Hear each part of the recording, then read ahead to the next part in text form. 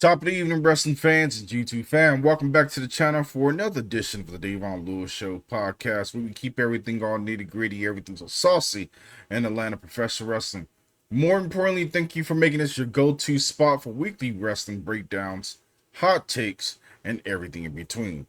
If you're new here, go ahead and smash that like button, subscribe, turn on all post notifications so you don't miss your weekly breakdowns for wrestling results, reviews on my actual channel.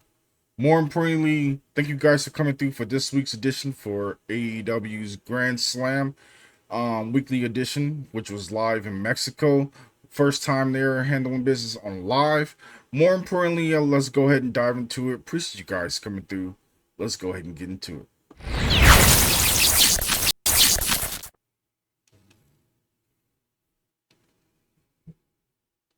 All right, ladies and gentlemen, let's dive right into it.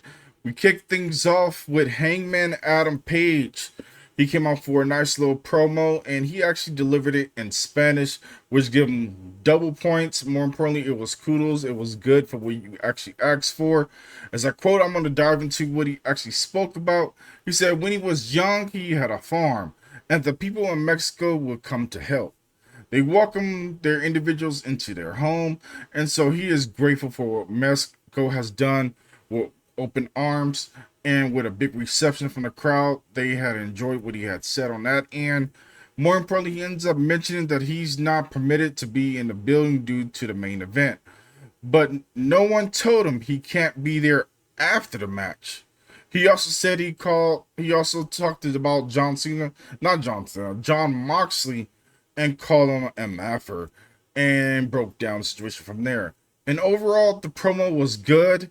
He got the Mexican crowd fully developed behind him. It was everything you truly could have asked for. And I had enjoyed the promo from Hangman Adam Page. It was sincere. It was straight to the point. And he is most definitely, in my book, the man to run with the actual AEW World Championship at All In. But it was a good promo, and I had enjoyed how everything had transpired with it. Then we got right away into a Smash Mouth match, as we had Bandito, Atlantis Jr., the tag team of Tapero, Brody King, Daniel Garcia, Atlantis Sr., and Adam Cole defeating the likes of Kyle Fletcher, Konietzko Takeshita, Josh Alexander, Lance Archer, Valerdo Jr., Hesero, and Dax Harwood as a tag team partner from FTR was there as a company. But in overall, the match was good. It was everything you truly could have asked for. It was Smash Mouth. I had enjoyed the match. A lot of back and forth. Great offense. Brody King was the MVP of the night with his actual shirt, with his Abolish Ice. More importantly, he put on some great offense moves for being a big man. Everybody else did their thing when it came to great transition moves, high spots, and everything you truly could have asked for. But in overall, that match was good. Usually, I'm not a big fan of Smash Mouth big matches like that, where there's just too many competitors. But this actually leveled out and balanced very, very well with the competitors of CMLL and AEW. But they did their thing, and you couldn't ask for anything better. But it was a good match just in general. Afterwards, things got interesting when Dax Harwood put his hands on Atlantis Jr.'s dad, but he made the save and rescue and secured things as the face celebrated after everything broke down. But it looked like Dax Harwood got unfinished business with Atlantis Jr., but I look forward to seeing how that actual drama may pick off. But in the overall, it was a good match. It was a good closing. I like the way how the heels did their thing as well, and you couldn't ask for anything better. Now to the next singles match, we had Kogiska Okada defeating the likes of Mark Briscoe. This match was good. He gave them everything they truly could have asked for and more, but the action was non-stop between these two. Mark Briscoe gave everything that he possibly could when it came to Okada, but it was good for what I take from it.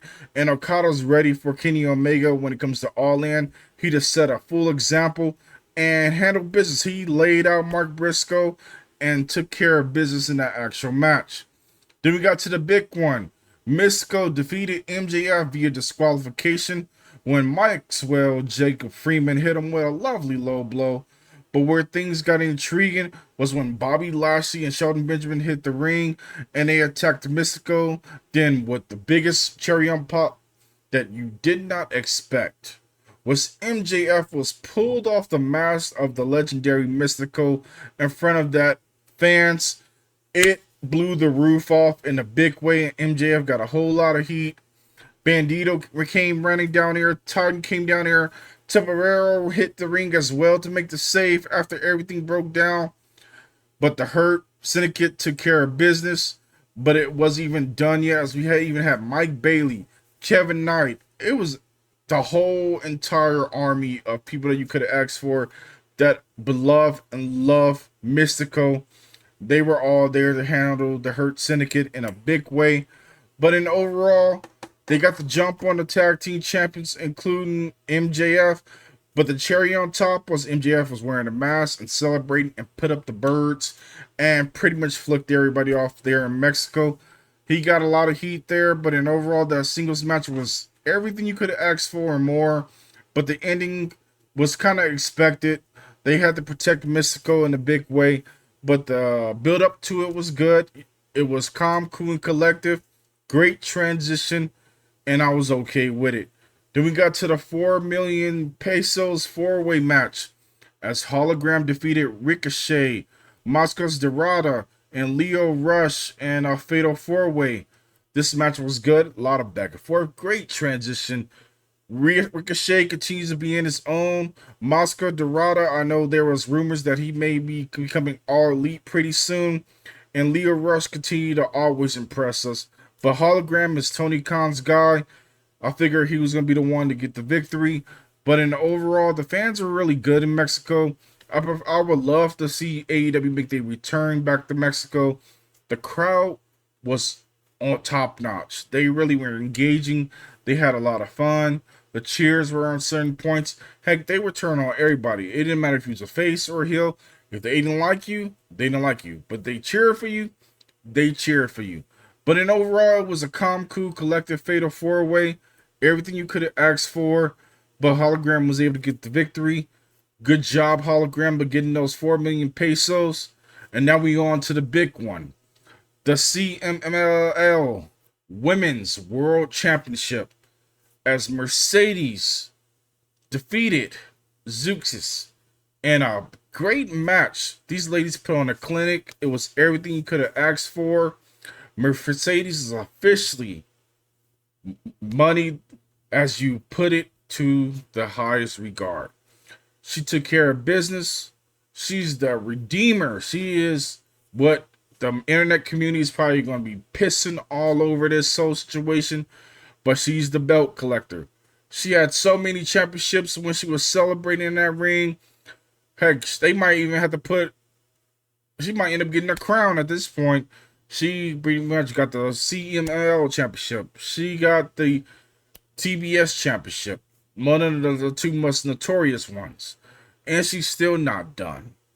She's on a winning streak right now. She's steamrolling right now to All In. But where things got intriguing, ladies and gentlemen, was the post-match. Mercedes Mone was celebrating with her multiple championship. Tony Storm vignette played. Mina was at the entrance ramp. Distracted not Tony Storm, but more so distracted Mercedes Mone. Tony Storm came out from behind her, dressed as Carmen Sandiego.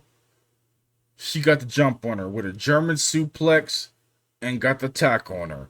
And she ran up the ramp, and Tony Storm was chasing right behind her.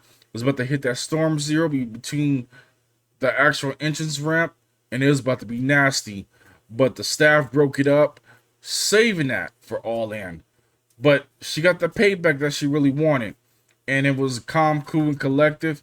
But congratulations again to Mercedes Mone becoming the new CMLL Women's World Champion. Another caliber title that you have collected. Now you are Mercedes' 6-time belt. The 7th one is coming around the corner, as you are officially going to become the AEW Women's Championship. It's going to be in your grasp. It's going to be in your world. And pretty much you're going to be running the world at this point. You're probably in the top calibers being not only the highest paid woman right now currently on the independent scene, but you're handling business, you're collecting gold, and you're having fun with it. Then we get to the main event of the night. Jon Moxley and Claudio Castagnoli, Wheeler Yuta, and the Young Bucks, Nicholas and Matthew Jackson, defeated the likes of Will Ospreay, Swerve Strickland, Samoa Joe, Shibata, and Powerhouse Hobbs. It was everything you could have asked for, a lot of back and forth, but the cherry on top is Swerve Strickland eating a pin. Where does he go from here? The match was good, but it was everything you truly could have asked for. But when the ending happened, Hangman was a man of his word. He came out to confront Moxley. He ended up accidentally buckshotting Mac Jackson, and things had closed to a head after that. But in overall, All In is looking good. It's looking calm, cool, and collective. Everything that you truly could have asked for, plus more. But I'd like to know from you guys' point of view, how you feeling about the actual show. Did you enjoy AEW's Grand Slam Mexico? The presentation, the matches. How you feeling about the storylines moving forward when it comes to All In? Post your comments down below, like, comment, subscribe. Don't forget to click the next video right here. And more importantly, I appreciate you guys showing your love and support. Until the next episode, let's go ahead and get it to 10,000 subscribers. Until the next episode, catch you guys later. Peace.